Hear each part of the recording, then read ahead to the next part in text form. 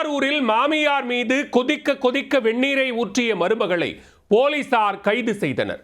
மகனை கண்டித்ததால் வெறிச்செயலில் ஈடுபட்ட மருமகள் மீது போலீசார் எடுத்த நடவடிக்கை என்ன? எத்தனை மெகா சீரியல் எடுத்தாலும் மாமியார் மருமகள் சண்டை மட்டும் தீராது என நடிகர் விவேக் கருத்து சொல்லும் காமெடி காட்சியைப் போல திருவாரூரிலும் ஒரு குடும்பத்தில் மாமியார் மருமகள் அடிக்கடி சண்டை போட்டு வந்ததாக சொல்லப்படுகிறது. சண்டை எல்லை மீறி கொடூர சம்பவமாக உருவெடுத்துள்ளது. கொதிக்க கொதிக்க வெந்நீரை ஊற்றி மாமியாரை காயப்படுத்தி உள்ளார் மருமகள்.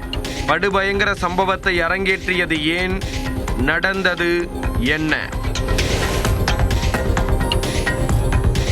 திருவாரூர் மாவட்டம் ஓகை பேரையூரைச் சேர்ந்தவர் இளையராஜா.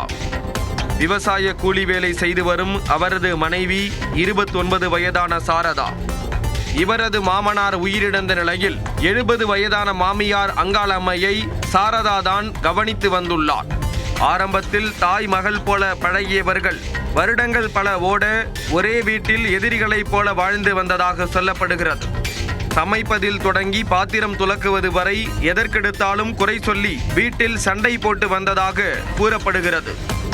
இதனால் மிகுந்த மன உளைச்சலுக்கு ஆளான சாரதா மாமியார் பக்கம் தலை வைத்து படுக்காமல் இருந்துள்ளார். இருப்பினும் சாரதா மீதான கோபத்தை நேரடியாக வெளிக்காட்ட முடியாமல் மருமகளின் மகனான தனது பேரன் மீது அதை காட்டியுள்ளார்.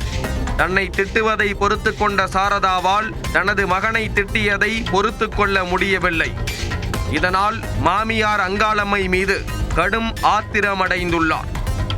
சம்பவத்தன்று பேரனை கண்டித்த மாமியார் மீது அடுப்பில் இருந்த வெந்நீரை எடுத்து ஊற்றியுள்ளார் சாரதா. இதில் அங்காளம்மையின் முகம், காது, தொடை, மார்பு போன்ற இடங்களில் தீக்காயம் ஏற்பட்டது. அலறி துடித்த அங்காளம்மையை அக்கம்பக்கத்தினர் மீட்டு திருவாரூர் அரசு மருத்துவமனைக்கு ஆம்புலன்ஸ் மூலம் அனுப்பி வைத்தனர். அங்கு அவருக்கு தீவிர சிகிச்சை அளிக்கப்பட்டு வருகிறது. சம்பவம் குறித்து கூத்தாநல்லூர் காவல்துறையினர் வழக்கு பதிவு செய்து சாரதாவை கைது செய்துள்ளனர். மகனை கண்டித்ததால் மாமியார் மீது கொதிக்க கொதிக்க வெந்நீரை ஊற்றிய மருமகளால் திருவாரூரில் பரபரப்பு ஏற்பட்டது.